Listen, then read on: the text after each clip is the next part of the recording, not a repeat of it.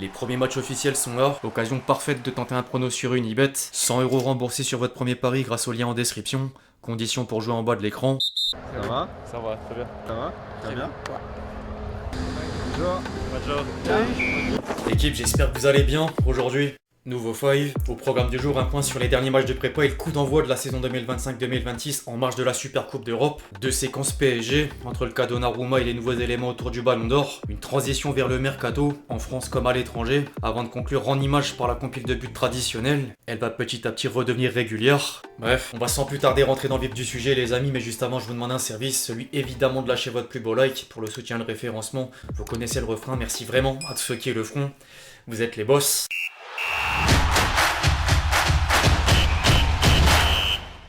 Les choses sérieuses commencent donc pour de bon. Certains clubs français auront terminé la prépa de la meilleure des manières, à l'image de Lens, Lille et Marseille, respectivement tombeurs de Leipzig, West Ham et Aston Villa, grâce en partie aux recrues estivales, dont les deux champions du monde 2018, Thauvin Giroud, et Aubameyang, double buteur au terme d'un match sous tension. Le maillot déchiré de Greenwood, l'embrouille Emery Deserbi, le divertissement, sûr comme en dehors du terrain. J'avais plus trop de doutes depuis quelques temps, mais Julien Cazard est vraiment indétrônable en la matière. Plus sérieusement, d'autres éléments ont également marqué à l'étranger. Entre le Barça, vainqueur du trophée Gamper en battant le Com de Fabregas sur une manita, Griezmann buteur lors de la victoire de l'Atlético Madrid contre Newcastle, De Bruyne déjà décisif en tant que nouveau joueur de Naples, et les premières minutes de Modric sous le maillot de l'AC Milan. Les derniers matchs amicaux ont dans le même temps laissé place au coup d'envoi de la saison 2025-2026. Dimanche, Crystal Palace remportait le Community Shield en venant à bout de Liverpool au terme d'une séance de tir au but. Les tabloïds anglais ont retenu les deux arrêts de Dean Henderson à l'épreuve des pénaltys et la prestation catastrophique de Mo Salah.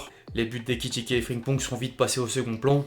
Au pays, la presse française vient déjà d'assister à la première déception tricolore sur la scène européenne. Dos au mur en ayant 2 buts de retard et une longue liste d'absents, l'OGC Nice n'a malheureusement pas su créer l'exploit sur la pelouse de Benfica en 3ème tour préliminaire de Ligue des Champions. Du coup, direction la Ligue Europa. Ce soir, un deuxième club français lance les hostilités. Le PSG va affronter Tottenham en Super Coupe d'Europe, l'occasion de rafler un trophée supplémentaire et inédit au palmarès du club de la capitale. Par contre, le défi est de taille. Les hommes de Luis Enrique sont sans doute moins préparés que les Spurs sur le plan physique. En plus d'arriver sans Joao Neves, suspendu à cause du carton rouge en finale de Coupe du Monde des clubs, ni Donnarumma, écarté du groupe parisien suite au transfert de Lucas Chevalier. Quelle histoire!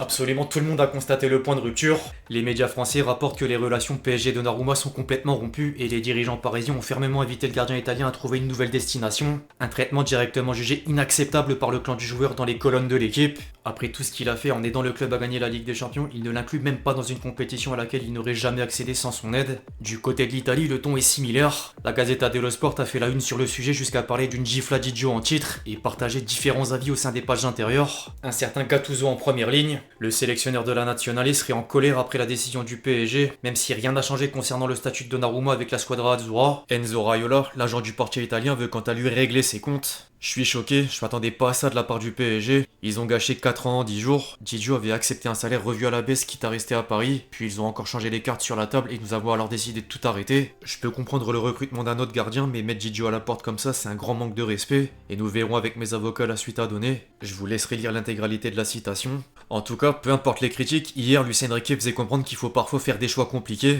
Didio est l'un des meilleurs gardiens du monde et il est encore meilleur en tant que personne, mais c'est la vie d'un footballeur de haut niveau, comme celle d'un entraîneur. Ce sont des décisions difficiles, mais j'assume la responsabilité du choix qui a été fait. S'ils étaient faciles à prendre, n'importe qui les prendrait. On cherchait un profil de gardien différent. Entre-temps, Donnarumma a adressé un message d'adieu aux supporters parisiens avant d'être annoncé du côté de Manchester City en étant convaincu par Guardiola. Malheureusement, quelqu'un a décidé que je pouvais plus faire partie du groupe ni contribuer au succès de l'équipe. Je suis déçu et attristé. Jouer pour ce club et vivre dans cette ville a été un immense honneur. Merci Paris. Derrière, plusieurs coéquipiers lui ont répondu par des remerciements. Et même chez les anciens, Mbappé qui s'est contenté d'un cœur dans les commentaires. Personne n'aurait pu imaginer une telle conclusion. En dehors du cas Donnarumma, nouvelle polémique autour du Ballon d'Or. Hakimi a dédié un entretien à Canal+ pour répondre à plusieurs questions jusqu'à être amené sur le sujet et faire une déclaration reprise partout sur les réseaux sociaux. Impossible d'avoir manqué l'extrait, mais petit rappel quand même. Si j'ai la possibilité de le gagner, je pense le mériter aussi. J'ai fait une saison historique. Il n'y a pas beaucoup de joueurs qui ont marqué en quart, en demi et en finale. C'est plus difficile en tant que défenseur. Les gens pensent que je suis attaquant ou milieu, mais non. Je joue dans une ligne de 4 et je dois défendre. Les statistiques que j'ai eues, ce sont pas celles d'un défenseur normal. Je pense que quand un défenseur fait ça, il mérite plus qu'un attaquant. Il est un candidat crédible et pourtant la sortie a vite fait réagir en interne. Le PSG aurait même tenté de censurer le passage de l'enregistrement avant d'avoir une réponse négative de l'international marocain. Dembélé s'est ensuite permis de calmer la situation par le biais de son entourage. Ousmane est totalement concentré sur son début de saison. On ne veut entrer dans aucune polémique. Le plus important pour nous reste le collectif et Ousmane a apprécié les marques de soutien de ses partenaires. Pour le reste, chacun est libre de son discours. On n'a pas vocation à interpréter les prises de position des uns et des autres. Au passage, jeudi dernier, Nasser Al-Khelaifi avait rendu visite aux joueurs en prononçant un discours lourd de sens. Le collectif est au-dessus de tout. Je vous demande de rester solidaires. Vous méritez tous le ballon d'or. Inutile de préciser que les tensions apparaissent face à la peur d'une dispersion des voix. En attendant, les bookmakers ont le même favori. Dembélé a atteint 83% de chances de soulever le ballon d'or, devant Lamine Yamal à 17%. Il vient d'ailleurs de liker un post publiant le classement sur Insta. Perso, vous connaissez ma position, vidéo top 10 dispo sur la chaîne.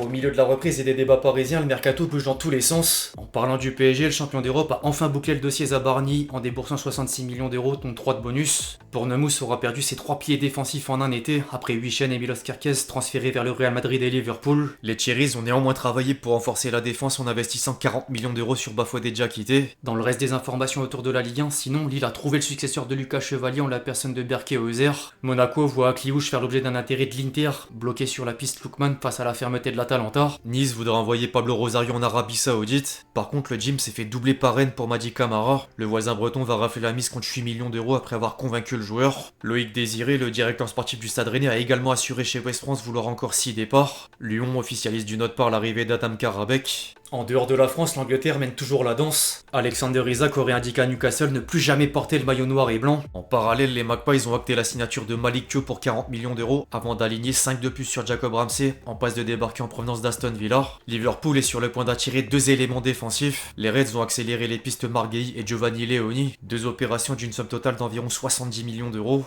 Tottenham pousse désormais 2 dossiers, dont Savigno et Eberechi Eze. Du coup, Manchester City est prêt à foncer sur Rodrigo pour remplacer le jeune attaquant brésilien. Chelsea devrait bientôt faire coup double en recrutant Garnacho et Xavi Simons, tous deux d'accord sur les termes d'un contrat. Leipzig tient le remplaçant de Benjamin Sesko du nom de Romulo en déboursant 25 millions d'euros dont 5 de bonus. La formation Red Bull songerait d'une autre part au retour d'Nkunku. Le Bayer Leverkusen a quant à lui formulé une offre autour de 20 millions d'euros pour Loïc Badé, en plus de cibler Lindelof. Le champion d'Allemagne 2024 pourrait également céder Amina Lia Bournemouth. Les prochains jours vont encore réserver des surprises.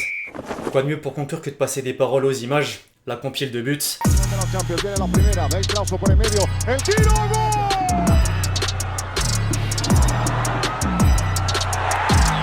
attend du soutien, il arrive avec Griezmann, oh magnifique!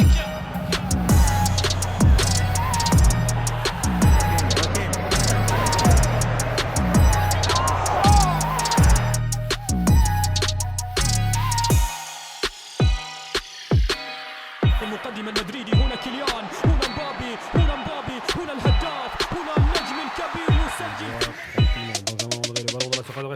Oh oui! Quel but exceptionnel inscrit par Olivier Giroud. Enfin bref, l'équipe c'est tout pour le 5 du jour, j'espère vraiment qu'il vous a plu, je compte sur vous si c'est le cas pour lâcher votre plus beau like, comme d'habitude. N'hésitez pas à réagir dans les commentaires sur tous les sujets qu'on a pu traiter aujourd'hui, puis d'ici là on se retrouve très vite sur la chaîne pour de nouvelles vidéos, c'était Lexchi. Ciao ciao.